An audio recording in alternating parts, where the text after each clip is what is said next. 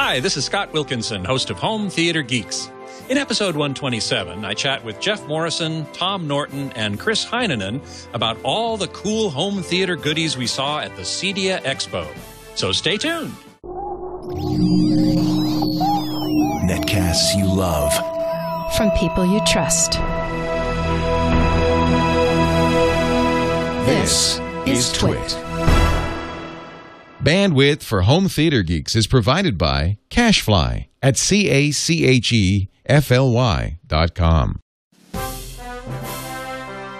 This is Home Theater Geeks with Scott Wilkinson, recorded September 10th, 2012.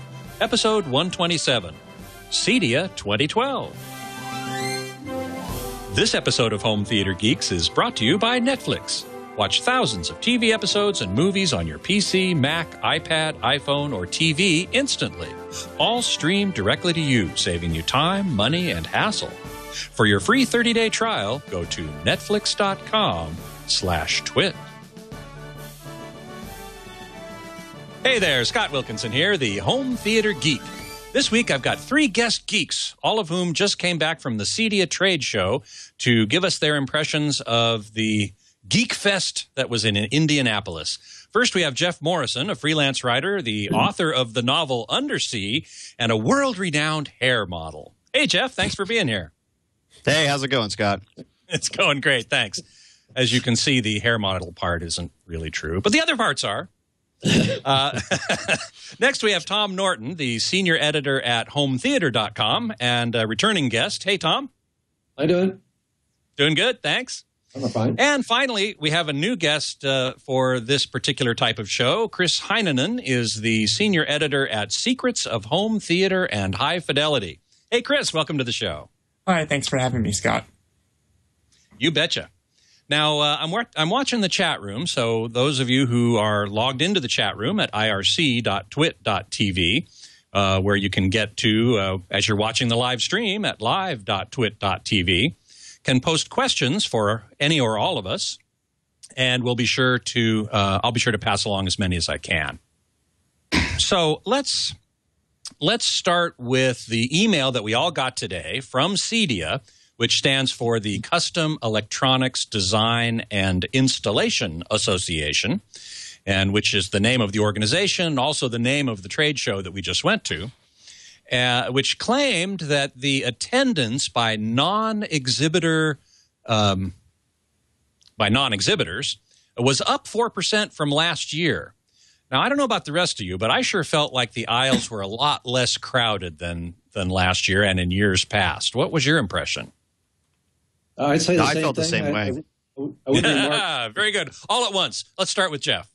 No, it sure seemed like there was a lot less people. But at the same time, the aisles were also a lot bigger, so it might be slightly deceptive of how many people were there visually.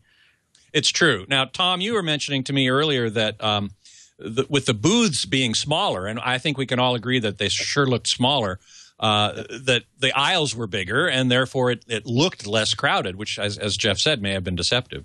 Yeah, that's very true. I would say that about 90% of the booths were smaller than I've seen in the past. Except for Crestron. Well, Crestron, yeah, they own the show.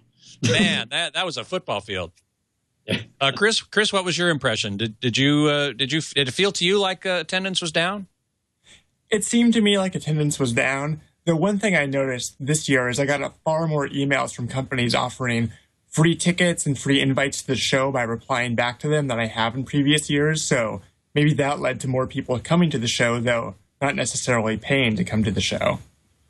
Right. Now, the CEDIA press release was very clear that the numbers for non-exhibitor attendees were up, but they didn't say anything about exhibitor attendees. And my impression was that there were fewer exhibitors there. LG wasn't there, at least not in a booth. Samsung wasn't there. They usually are. And there was a lot more booth sharing as well, I thought. A lot of people were sort of doubling up in booth space. So overall, it was perhaps a bit of an indication of the economic hard times. Yeah, I'd say so. I mean, you said LG, Samsung, Panasonic wasn't there either. But right. Sony was actually the only manufacturer of flat panels that had a fairly major presence. Yeah, exactly right. Well, the only other high-end flat panels that were there were Sharp was showing their Elites in the Pioneer booth, just like last year, and there's no change. It's the same sets, but they were the only other major flat panel manufacturer that was showing anything. Anything at all, right? And they were in the Pioneer booth as they were last year, and they weren't new. No. Now, before we get to the new flat panels, which there is some big news there, I just wanted to quickly mention something that I think none of the rest of you actually went to. Sony had their press conference Wednesday evening at 5 o'clock. And, of course, I've always gone to that. You guys have always gone to that. I decided to bail on it this year and go to the keynote address, which I normally wouldn't bother with. But this year it was Michio Kaku, the very famous physicist, talking about the future home, the future of the integrated connected home. And I found it fascinating. He was talking about how computer chips are going to be cheaper and cheaper, according to Moore's law, such that in 5-10 years, computer chips are going to be down in the range of a penny, and so they will become ubiquitous. He talked about economic and developmental cycles of the steam engine and the Industrial Revolution being followed by a crash in, say, I think it was 1840 or so, and then the next one was the economic crash of electricity was the next big development, and the economic crash of 1929. And then we had electronics now and the crash of 2008. So the next crash he predicts will be 2090 or so. And the developmental cycle that will precede it is nanotechnology and biotechnology, which we're starting to see now. And he had many, many fascinating comments, and I just wanted to just touch on that briefly. There's even a photo that I took of him. I don't know if John has put it up there yet, but he was a very interesting speaker, and I was very glad to have a chance to hear what he had to say. And I actually got to meet him, and he signed a book that he wrote from me. So that was very cool. Anyway. Enough of that. Let's get on to the actual products that we saw. And as I mentioned, one of the pieces of big news there was 4K flat panels. Sony had probably the most prominent one at the show, and we do have a photo of that we can show you. The Sony, I've forgotten the model number now. It's the XBR 84 X900. In Sony's inimitable style of naming products as everybody does. It was 4K, more specifically Quad HD, 3840 by 2160. So what did you guys think of it? Chris, what was your impression of that Sony 4K flat panel? I thought up close it looked really nice. I didn't think the black levels were spectacular, but that's also possibly the room, or that they're using edge lit instead of a rear LED array. But I just don't know where we're going to find content for a while. To me, 4K seems more like an incremental thing that they can do with current manufacturing as opposed to a radical technology like OLED that we're going to see sooner as well. You know, I've been getting a question about that in the chat room quite a bit of what would you rather have, the 84-inch 4K flat panel or a 55-inch OLED at 2K, 1920 by 1080. Jeff, how would you answer that question? Yeah, it's funny. Actually, I'm going to be doing an article about that in the next couple of weeks for CNET. But I would take OLED hands down. I don't see the need for 4K in most TV sizes. In big screen stuff like projectors and things, yeah, absolutely, it's amazing. But I think even at 84 inches, I think you're at the limit of what the human eye can see, where at the distance that most people sit from their TVs. You know, if you want to move closer, that's great. And even Sony, they did a backroom demo thing that I think a few of us went to, and they were saying, "Oh, we'd like you to sit 1.5 picture heights away from the TV, which is about 6 feet." Well, I don't think most people are going to sit 6 feet from an 84-inch TV. So the further you get back, the less that increase in resolution becomes really necessary. So I like Chris, I was impressed when you were up close and the detail is incredible. But when it comes down to it, it's still an edge-lit LCD. So resolution is really the only thing this thing has going for it. And I know that the content will happen eventually, but for right now, I'm not that impressed. Yes, and you're certainly right that the content for me is the big issue because there isn't any commercial content for it. And remember that we were in the same place. Yeah, we were in the same place 10, 12 years ago, though, that we were having these full HD sets or at least 1080i TVs, and we had barely no actual HD content. I mean, it was years before we had Blu-ray, and we certainly had much higher resolution than we had Source. So I'm actually, I think that's the least concerning part for the 4K stuff. I mean, I think the content's almost inevitable, but for right now, I'd much rather have OLED and the higher contrast ratio. Tom, what do you think? Yeah, I would say I would agree with all that. I'd also say that for we may get a chance to look at one of these 4K flat panel sets. I hope we do in the foreseeable future. But not having seen it, close up other than at a show. I mean, the comment was made. Chris made a comment about black level. I didn't see it under any circumstances at the show where I could really judge the black level very well. But I would say that for $25,000, I kind of would have liked to have seen full backlit local dimming on the set. Yeah, definitely. Yeah. Definitely. In fact, we saw there were, believe it or not, there were 4 companies showing an 84-inch 4K LED edge-lit flat panel. That was Sony, LG, JVC, and Runco. And Sony's is quoting $25,000 available November. LG is quoting $20,000 available next month. And JVC and Runco were farther out. They were, quote, technology demos. Were you at the LG event off-site? I was.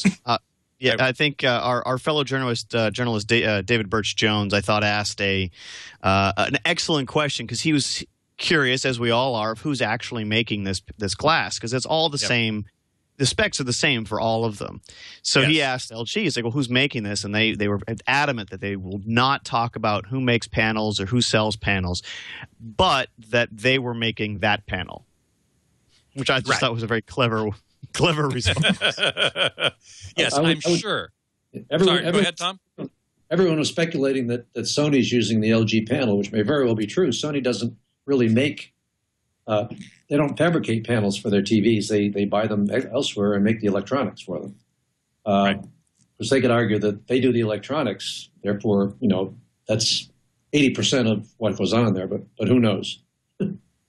That is certainly Sony's argument that the electronics are such a huge part. But I'd argue the opposite. That I think the glass has a much greater part of the picture quality than what the electronics are doing. But that's just me.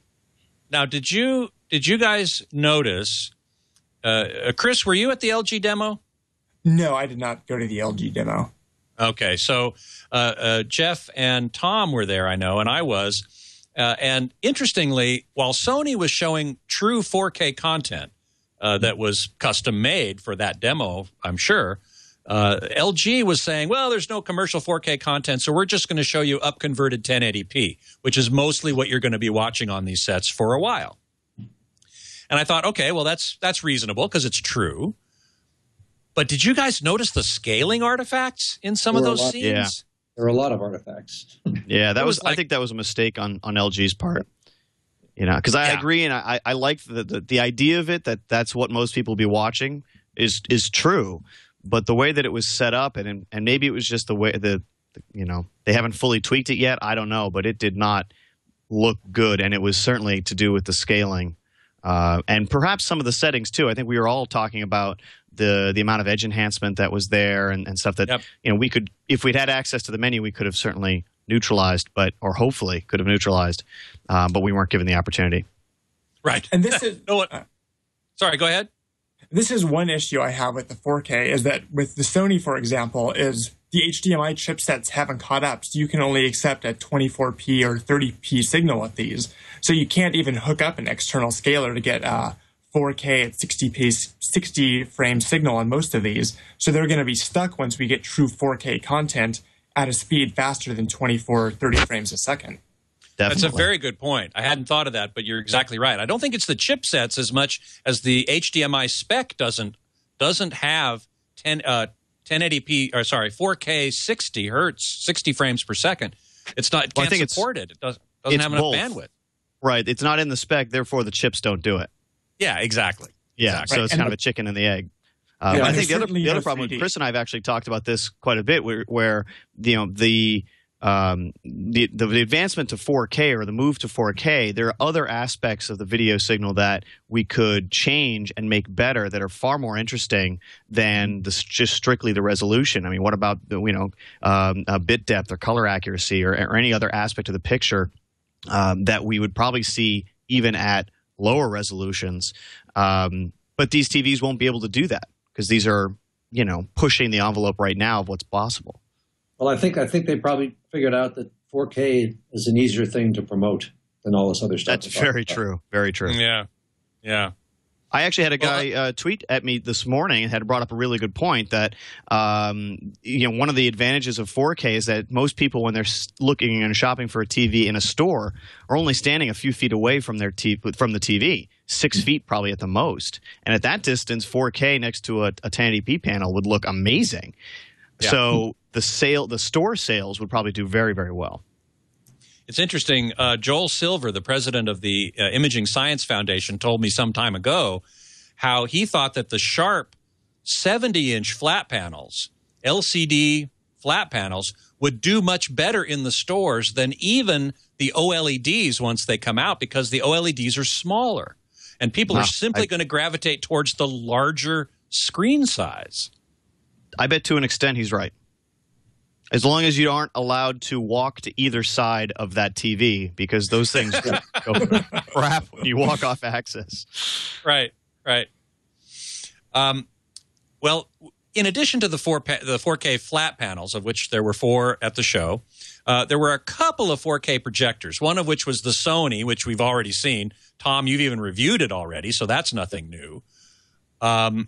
Chris, you mentioned that you had some information about the other one, which was from a company called Sim2, an Italian company. Tell us a little bit about that one.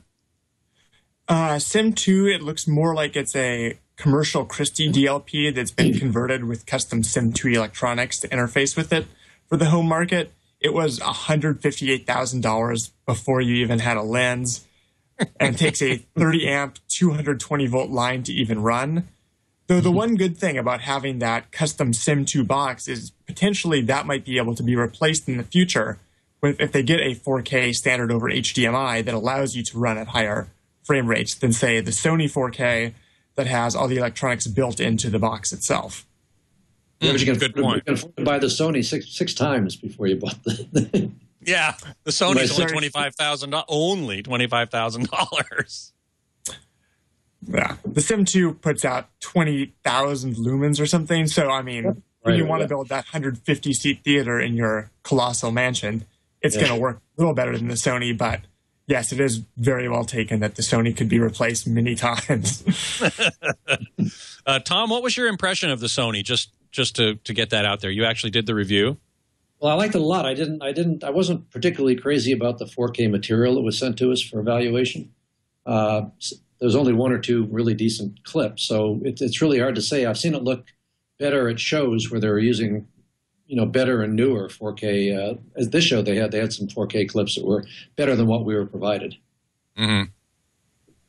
The other 4K projector, and I call it pseudo 4K, at the show was a whole line from JVC. Last year, JVC introduced what they call E-Shift, which takes a 1920 by 1080 picture and shifts the pixels rapidly around so that you get an effective resolution of 3840 by 2160. This year was the introduction of the second generation of that technology. What did you guys think? Did it represent an improvement? Jeff, what'd you think?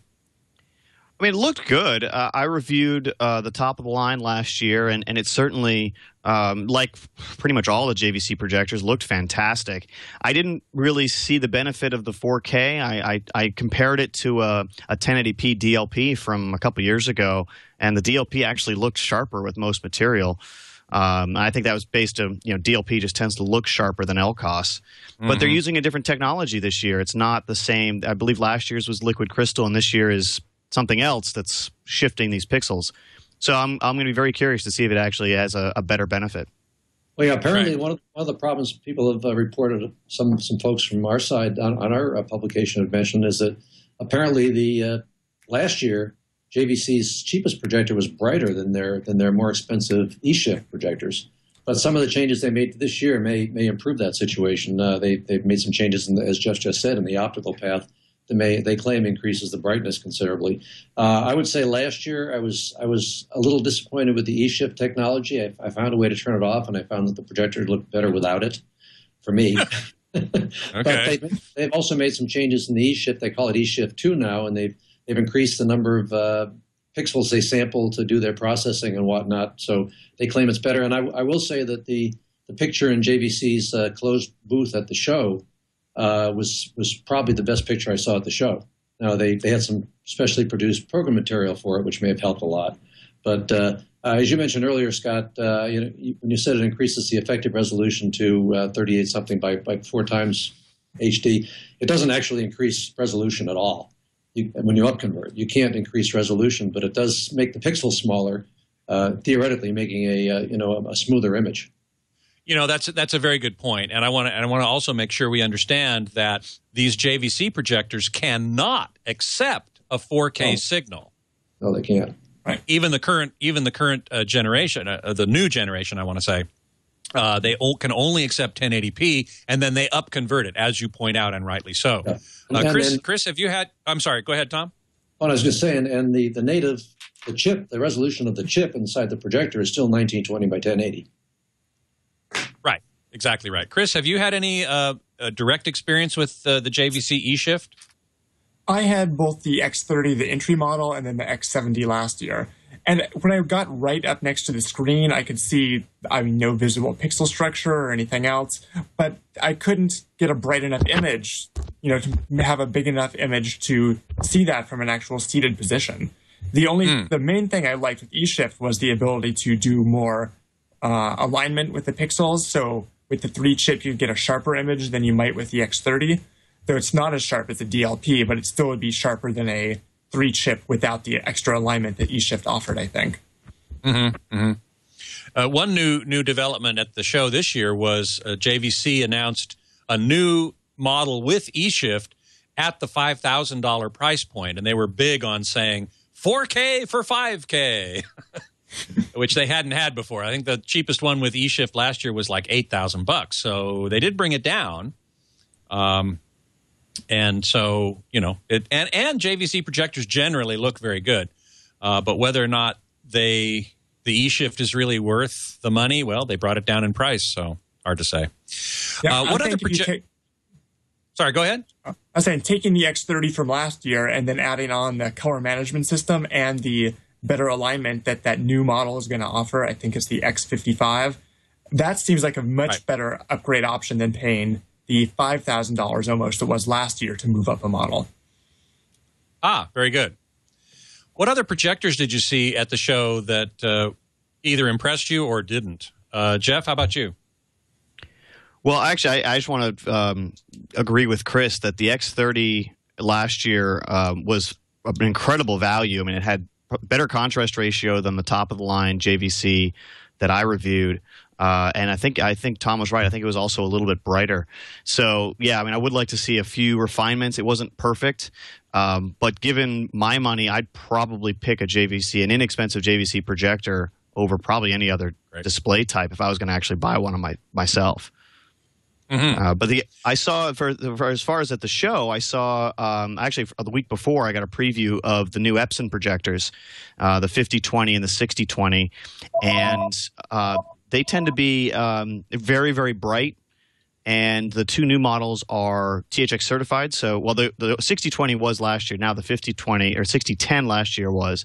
The 5010 was not. The 5020 this year is, and presumably the color accuracy will be better. It'll still be very bright, and I'm looking forward to that. That was actually the 5010 was one of my favorite projectors from last year. I saw the 6020 demo at CEDIA in their booth, and I thought the 2D looked pretty good, but the 3D I did not think looked very good. It had a lot of breakup of the image. It was pretty dim. That's Really? what I thought anyway. Did you think it looked good? Well, when I saw it, I actually went down to Epson down in Long Beach and to see, and they showed me both the 6020 and the 5020, and they actually had a new technology that they were pushing for this year that actually increased the brightness for 3D, and it seemed to work. I noticed very little light loss through the glasses. Now, that was at Epson, so I'm not going to say that that's definitely the case. I'll have to wait until I get one into the lab. But just as far as a quick look went, I thought it looked pretty good. I didn't think it was dim at all. And in fact, I measured close to 50 foot lamberts out of the 5010, so I can't imagine it being dim in any stretch of the imagination. Wow. Well, I do know that they changed their glasses from IR sync to RF sync, so you don't have to actually be looking at the screen for the sync to happen. I think we do have a photo now of the JVC projectors. Before we leave projectors altogether, I wanted to just show everybody. Oh, it broke again. Sorry, never mind. Yeah, right. Tom, what did you see in projectors that you liked? Well, the ones that have already been mentioned are the JVCs, obviously, and the Sony had a new VPL HW50. I liked their HW30 last year. Unfortunately, they weren't. You're looking at the JVC. Okay, now, yeah, those of us who are looking at the video just saw the JVC projectors, which were lined up all very nice. All these pictures I did take at the show, by the way. So there are 5 of them. There are actually 4 new models. This was taken in the JVC Pro room. JVC's got a weird thing going on with models. They've got a consumer version and they've got a pro version, and the model numbers are totally different. So it's like, what's going on with that? Anyway, and the pro version actually has the DLA RS48 and DLA RS4810, which are essentially identical, except for maybe the distribution channels. So it's like... Yeah, what's going on? What's going on there? I'm sorry. So, Tom, you were telling us about projectors. Sorry. Well, I mentioned the JVCs have already been mentioned, and they probably impressed me as much as any. I still like the couple of the demos of the Sony VW1000 that we talked about earlier. But again, that's not a new projector, 4K. Right. Sony also has, as I said, a VPL HW50, and I was quite impressed by their HW30 last year for $3,500. The 50's gone up to $4,000, but for that they give you 2 pair of glasses plus a spare lamp, which, as we all know, that's together that probably adds up to $500 retail. So sure, that's important. Digital projection they were showing the D-Vision scope, which we've seen before from Projection Design. It's basically a projector designed to do 2.35 without using an anamorphic lens and give you full resolution. They do it by using a larger chip, and then they process it to fill that chip. And it also, did it look good? I didn't see that one. I did. It should, because it's $35,000. So yeah. I did see the D-Vision LED, which we have a photo of, which gives you it's an illumination source is LED rather than a regular lamp, which means there it is, which means that it has like a 70,000 hour lifespan without having to change the lamp, and they increased the light output to 1100 ANSI lumens, which is up from their previous LED, the M Vision LED, which was only 650. So that's the big problem with LEDs. They're great for longevity, but they don't. They're not very bright compared to UHP lamp. Chris, I reviewed sometime last year. I reviewed, or actually this year, I reviewed the Sim2 M150, which is their LED projector. I reviewed it for residential systems, and it was one of the best projectors I'd ever seen. I mean, it was bright enough. I think I measured 19 foot lamberts on my screen, which was fine. But there is something different about the color created by an LED projector or an LED light source in a projector than with UHP, and it's hard to nail down, but it looks very different. It looks much more realistic. Even if the color points measure the same, the image just looks more realistic. I have to agree with you. The LEDs that I've done have really looked great, and I've really enjoyed them quite a bit. Chris, have you done any LEDs? No, the Sim2 that Jeff mentioned, I'm hoping to get a look at because they were showing that again in their room, and that looked Fantastic. Oh, actually, I did do Runco's their LS100. It's the little short throw one they showed last year that goes right up against the wall. Right. You remember? Is that LED? Yes, that's LED light source. And that looked the same way, where it's a different wavelength of light you're getting, even if it's the same X, Y, Y coordinates you see on like a CIE diagram. And so it seems like in Casino Royale, when they land on that blue water in the Bahamas, just have this really rich aqua blue you can't seem to get from a different light source than LED. Yeah, I had one TV manufacturer, an engineer at a TV manufacturer who we all know, but I'll let him remain nameless for the moment. But when asking him, like, why, when the measurements say that all the color points are the same, why do LEDs just look that much better? And his way of describing it is that it's painting with purer paint.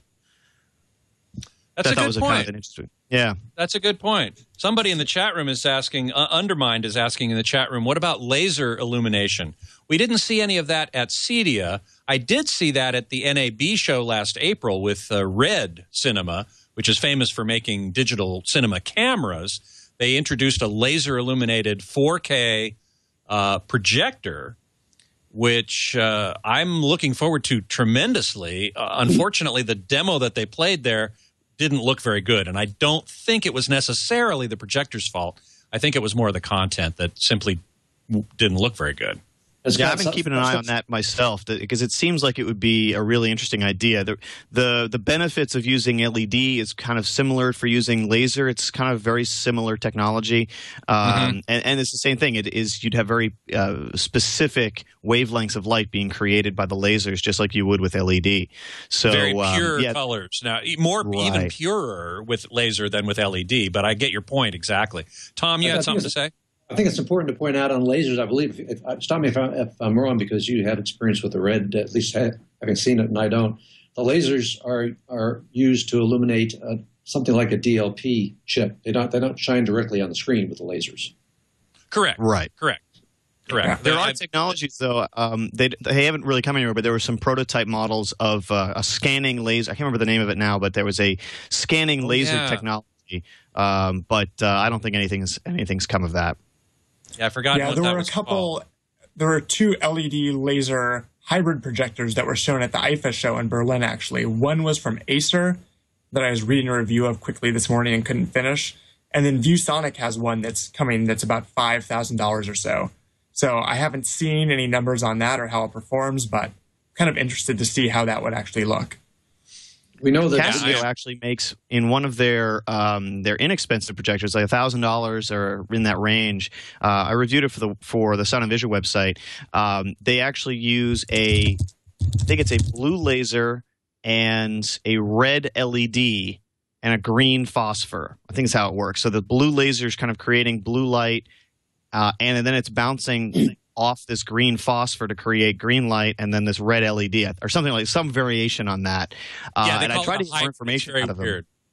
Yeah, it's very weird. And I tried to get more information out of them, like why they went that route, and they had no interest in telling me how it worked. Am I not mistaken? That's also like a business or a presentation projector. It's not even a home theater projector. It is, yeah. I mean, it was not really a home projector, and the colors really weren't great, but it was bright. It was tiny. I mean, I could see advantages to using that light engine, but at the moment, yeah, it's Casio. I don't think they're really that interested in going too far into the home market. Right. Well, listen, we've talked a lot about video. The next step is, of course, to talk about audio. But before we do, I want to take a moment to thank our sponsor for this episode, which is Netflix.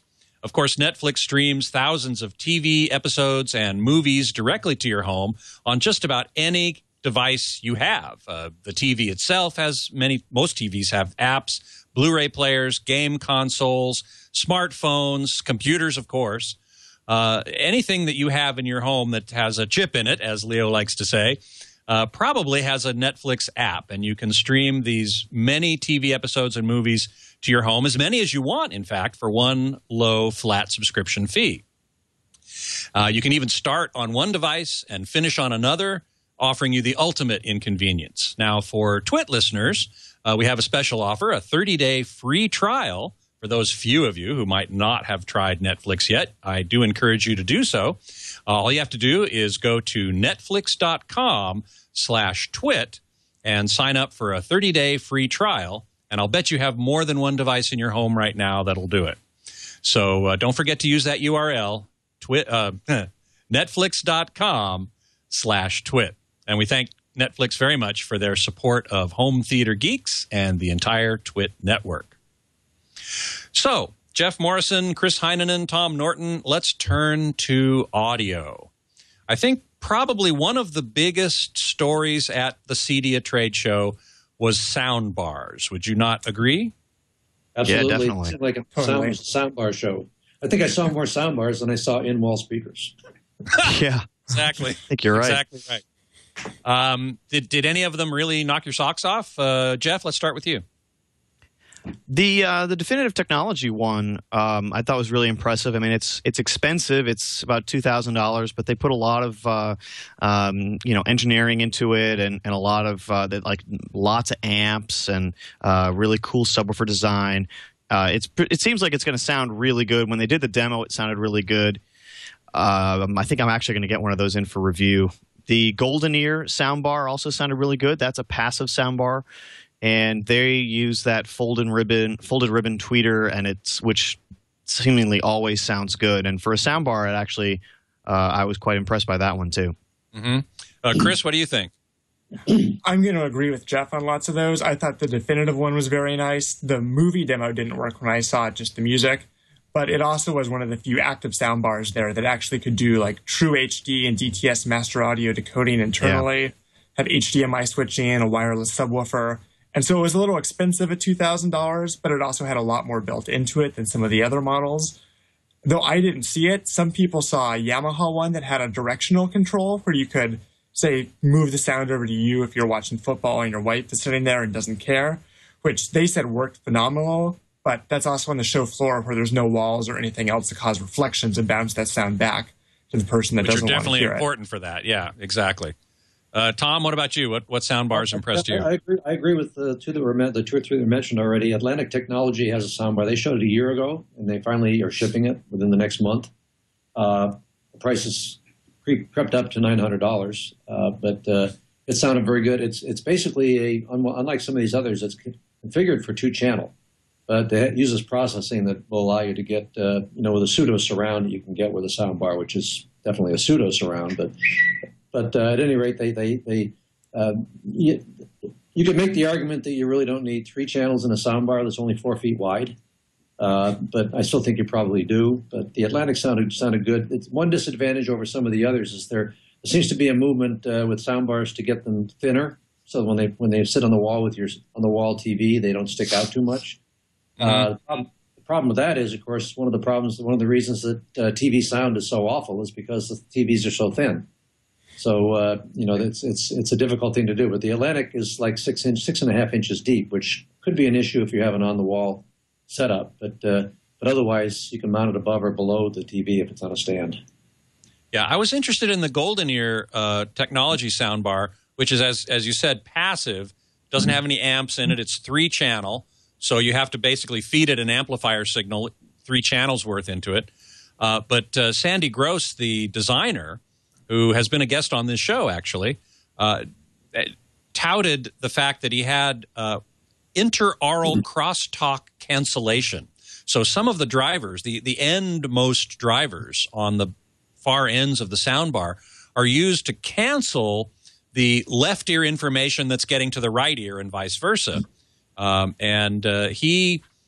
It seemed to work pretty well to me. I heard the demo, and he didn't claim to do any simulated surround or anything. He put actual surround speakers back where they're supposed to be in the subwoofer and played the demo. And I thought it sounded very good. Another 3-channel soundbar, passive soundbar without any surround simulation was from PSB.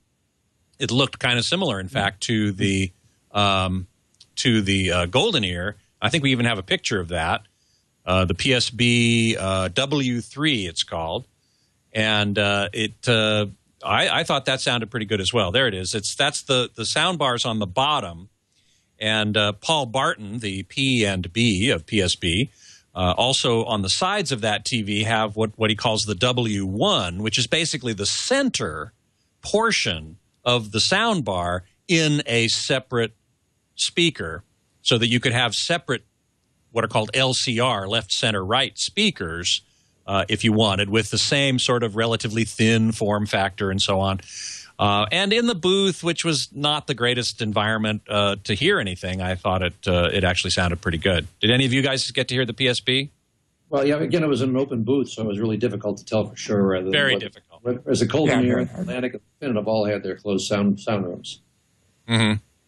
But I would like to make a comment, though, that the sound bars, as interesting as they are, and I can see the usefulness of them for a lot of installations. They still are not going to equal the sound you'll get from some small bookshelf speakers and a small AV receiver. Jeff, what do you think? You agree? Oh, I absolutely agree. Yeah, and especially with some of these expensive ones, it's kind of, to me, it's a very hard sell because you can get actually a full 5.1 speaker system and a receiver that does HDMI switching and everything else for under $1,000. And in some cases, a lot under $100,000 or under $1,000. So under $100,000 too, I imagine. But I would imagine. You know, when these sound bars start creeping up over 1,000 or even over 500, to me, they become a tough sell. On the other hand, I understand that there's people who, for whatever reason can or don't want to have a 5.1 speaker system, and in which case, I guess these make a fair amount of sense. But yeah, Tom's absolutely right. A decent pair of bookshelves and even a 2-channel receiver is going to sound incredible. And we've also I think all of us reviewed some pretty good powered bookshelf speakers that would work on their own as an addition to a television that sound pretty amazing, like Audio Engine and a few other companies. Paul Barton, again, actually PSB had a little computer audio speaker that was probably, it could fit in the palm of your hand, and it sounded incredible at the show. It really did. I agree. Yeah. Mm-hmm. Yeah, certainly we know that sound bars are really intended to be something to get you beyond what the TV itself can do, but not at all really towards what a true 5.1 system can do. Chris, what do you think? Do you agree? I would assume you would. Yeah, I would agree with that. I mean, directly across from Definitive, you had Pioneer with their Andrew Jones designed, affordable loudspeaker line. Yes. Yeah, and it's $130 for a tower that's going to sound far better than any soundbar is going to be able to put out just by physics. And so you can go buy a nice Pioneer receiver and a 5.1 or just a 5-channel set of those for $1,000, and it's going to be phenomenal sounding. I mean, the soundbar is going to go towards like my wife or my dad or someone who wants to put this other system maybe like above a fireplace or in a living room or hanging off the kitchen and wants something better. But I mean, for an actual theater room, that Pioneer system is going to blow away any soundbar I think we saw at the show. I think I agree with what Chris just said, and I would say that my motto for the show is any self-respecting speaker manufacturer, though, has to have a soundbar or two and a set of headphones. Yeah, that's true. Right. Apparently so. And we did see a lot of headphones at the show as well. Paul Barton brought out the second generation of his M4U2 passive design without the noise canceling or amplification, but you could still, use them with iPads and iPhones. Those sounded amazing, and the M4U2s were some of the best headphones that I've heard this past year. They're, they're $400, but they sound incredible. They're very well reviewed, and they listening. I think he was calling the one without the noise canceling, the new ones, the M41s maybe. M4U1, I think you're right. Yeah, and those sounded amazing too, and they were even cheaper. So, and I think the reason why these speaker companies are doing that is that these are two hugely growing product categories: headphones and sound bars. So they kind of have to survive. And for the past few years, these speaker companies have been struggling for many years, and now all of a sudden they have these two. They see growth for the first time, and that's exciting. So I certainly can't fault them for making sound bars, which we all scoff at, or headphones, which we shouldn't because they're great. But if there's profit in it and they're making more money, and then they can put that money into speakers that we might buy, I'm all for it. It's like Porsche making an SUV. Like I wouldn't even touch that abomination, but that means that they can put that money into, you know, the Cayman or the Boxster Spider or something where it's like an amazing car. I'm all for it. Good point. Yeah, very good point. Speaking of headphones, did any of you guys hear the Mosaics Blue Waves 7.1 headphones? Chris, did you hear those? No, I saw everyone's entries about those as soon as I got back to the airport to fly home, but I did not see them myself, unfortunately. Yeah, Tom, did you hear them? I heard them. They do sort of provide a 5.1 channel sensation. They struck me as I said in my blog, I said they need a little refinement. They didn't sound as good as some of the 2-channel headphones that I heard. Yeah, we do have a picture of that. I just want to show everybody. Here it is. In my window, it's zoomed in a little bit, but they're these big, giant headphones, and they've actually got 10 drivers combined in the two sides of the headphones. So they're these big, giant things. They provide you real surround sound with real actual drivers and what they called vibratory subwoofers. And then underneath, when you buy this system, you also get this huge box that they're sitting on top of in this picture, which provides you the amplification for all the channels and 2-channel graphic EQ to, you know, be able to tailor the sound to what you want. Jeff, did you hear them? No, I do have a question though. I mean, are they also supplying a backpack for me to be able to walk around with these? Well, you'd need one for that big giant box. Yeah. Now with the headphones and just the amps, they're $1,300, and if you want to add the graphic EQ into that big box, they're $1,600. Honestly, though, I mean, even though that seems a lot, but there are plenty of headphones that cost that or more that don't have all of that, you know, fancy electronics with it. So, yeah, I mean, I reviewed a pair of headphones from JH Audio, these custom molded in-ears that are amazing, and they were $1,200 or $1,300 retail as well, and those are, you know, that big. So, yeah, true enough. Well, I heard them. Tom, you heard them. Yep. It was an interesting idea. You did get a sense of surround sound, no question about that. But the sound was weird. The subwoofers, for example, sounded to me like they were rattling. It felt like something was loose inside these cans and it was rattling around. I don't think it's quite ready for prime time yet, but it sure was an interesting idea. I would say they were very uncomfortable. Yes, that too. They were on ear, even more interesting. They weren't around the ear. Your whole outer ear did not fit inside them. It sort of sat on your ears, and it did get pretty uncomfortable after only a little bit of time. Weird. Yeah, that is kind of weird.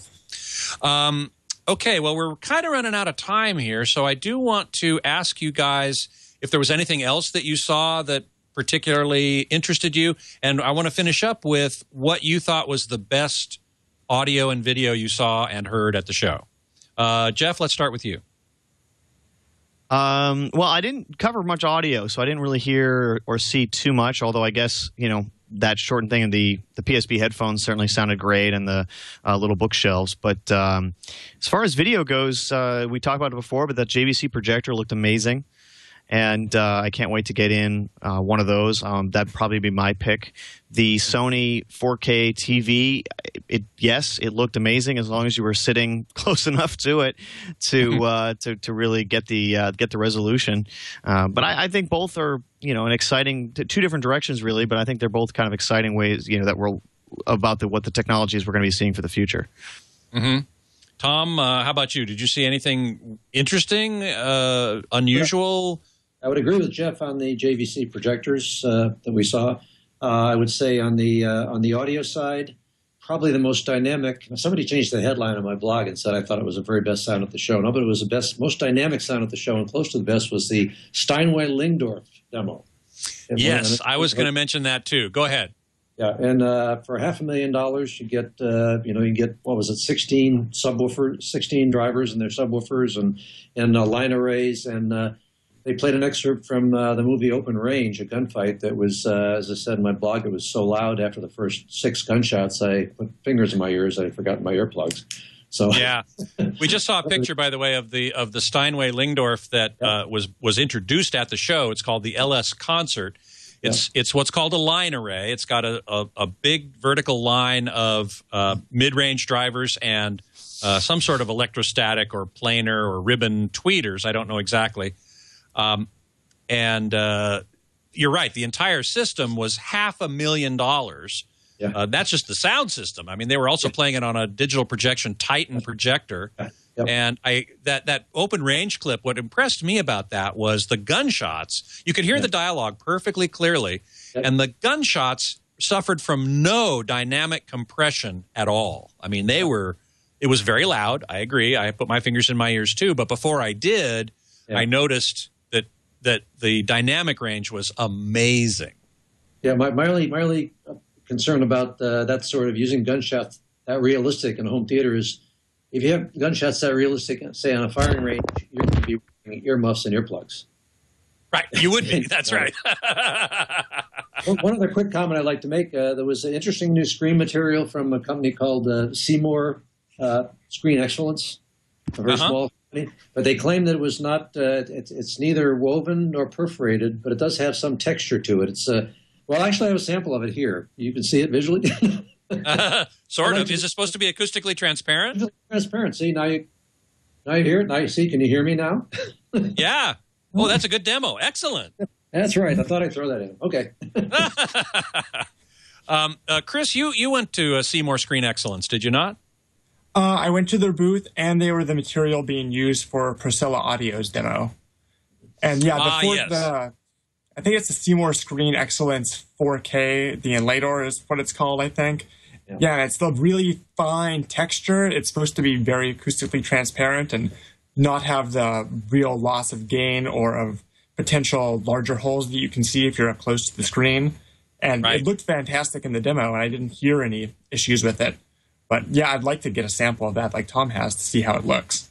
I'm not a big enthusiast of perforated screens in general because they do have issues with video losing light and perhaps other issues depending on the texture. So this has the least texture I've seen on most acoustically transparent screens. But Chris mentioned gain, but I actually think the gain of this was fairly low, probably definitely under 1, maybe closer to 0.8 or 0.9. I reviewed, I think it was a Seymour Screen Excellence. I don't remember what the model was now. It was for residential systems, I think about a year ago. And I found that it lost significantly more light than they were saying. And no screen is truly transparent. And certainly they claimed it was almost perfect, and it was definitely not that either. You're talking acoustic transparency. Right. And so it was... I don't know. I'm not a big fan of perforated screens or woven screens or anything else. I think you lose too much for the small benefit of being able to put the speakers behind the screen, which is cool, but I don't know. I'm not impressed. The problem is for someone that has a high-end installation that has a really big screen, you really need to have a transparent screen, which causes a problem. Of course, the bigger the screen, the more you lose because of the low gain of the transparent screen. But you can't, if you got a 15-foot wide screen, not many of us do, you don't want to have your speakers 15 feet apart. No, you're absolutely right. And in those cases, those people can probably afford a projector that throws enough light that it doesn't really matter if the screen's absorbing it or letting it pass through. Yeah. Right, Chris. What was your favorite demo at the show? My favorite demo itself was probably the Pro Audio Technology one, and those speakers were also used at the Renco demo. They just seemed to be very dynamic. The bass was really tight. It was able to play incredibly loud without any hint of distortion, it seemed. And it was much more reasonably priced than that Steinway Lingdorf system was. They wouldn't let us. There's no retail prices. There's just dealer costs, so can't go on about that. But it was much more affordable than that one, for example. And the best video demo that I liked was the JVC again, just because it's so reasonably priced and it's something great that we can all go out and pick up potentially. And one thing that I saw was the Oppo let us go see their new BDP 103 and 105 players. Oh, and I heard about that too. Right. So everyone's loved those, obviously. And one big improvement on the 105 was the addition of USB, optical, and Toslink inputs. So you can take a media streamer or a PC, hook that up, and like with the Squeezebox Touch, suddenly use that nice Sabre DAC to stream all of your music through it and get the full benefits of that without needing to go buy another DAC since you already have that one. Right. Cool. And that's a great DAC as it is. So being able to access it with external devices, it's a big news. And I talked to Jason Liao of Oppo, who said that the 103 was going to be the same price as the current 93. Yeah, the 103 was the same price, and it adds HDMI inputs on the front and back, the front of which is MHL compliant, so you could hook up a Roku stick or your Android phone or something else to stream video and use the video processor in there to do correct color space decoding or image processing on that. The 105, they weren't sure about the price, though it also loses the fan. It's gotten a one rack unit higher, so it can have better ventilation and not need the fan, but give a date on when we're going to see those. But the 93 is now sold out from Oppo, so I can imagine the 103 won't be that far away. No, I agree. Did anybody see and hear the JBL synthesis system from Harman Luxury Audio? That was over at the Westin. I guess nobody did. I did. Nah. Right. And it was also very, very impressive. Really good. We have a picture. I took a picture of the Mark Levinson amps being used to drive the fronts and the surrounds. There they are. Those are mega expensive too. I don't remember what it was. I wouldn't be surprised if that whole system was also in the $250,000 to $500,000 range. Those floor standing amps that you see there that look kind of like radiators. Yeah, the number 53s. 53s, yeah. I think they're like 50,000 a pair or something like that. Yeah, those are 50,000 a pair, and the floor units are the 533, which is correct. I think it's 10,000 a pair. I had that in recently, and that's a fantastic amp. That drove my system to whatever level I wanted with no issue. Yeah. No, that system looked great too with the Titan projector, but it really sounded phenomenal. So I'd have to say the Steinway Lingdorf and the JBL synthesis system were probably my favorite audio at the show. And I'd have to say the JVC was excellent as well, although those Titans that were in both Steinway Lingdorf and JBL synthesis looked mighty fine as well. So I think we've come to the end of a great discussion. I want to thank you both, all three of you, in fact, so much. Jeff Morrison, writer for a variety of websites and author of the sci-fi novel Undersea, which be sure to check out on Amazon. It's available as an ebook and I think even as a paperback, isn't it? Yep. And, Barnes & Noble or anywhere else too. Yep. Fantastic. And you're a fine hair model. I'm sure that you get plenty of work in that regard as well. I do. It's really where I make all my money. Yes, right.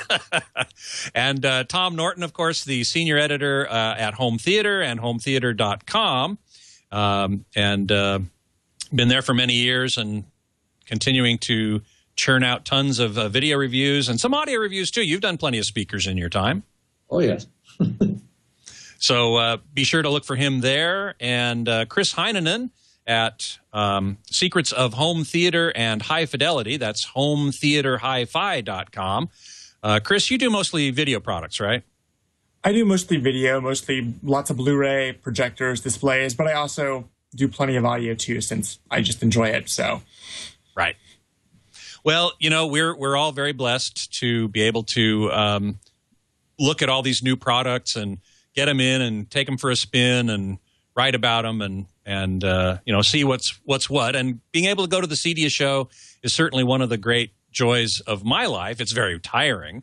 I didn't put nearly as many miles on my shoes as I do at CES, but it's a more focused show on the kinds of things that we really like to talk about, which is projectors, flat panels, video, and audio for home theater, and kind of higher end, too, for the most part. So thank you all so much for being here. Thanks, Scott. Thank you. Thank you all. So next week next Monday is Rosh Hashanah, so I will be blowing the shofar. And so I'm going to pre-record the show for that day on Friday, the whatever that date is, the 14th, I think. And that'll be at 2 o'clock p.m. Pacific time, so I do hope you will tune in for that live, and it will also be played then on Monday the 17th. And my guest at that point will be Barb Gonzalez, and we'll be talking about all the latest news in streaming media. She's been looking at the new Vizio streaming box and a couple others, and she's going to give us a report about that. So I do hope you will join me. Until then, geek out.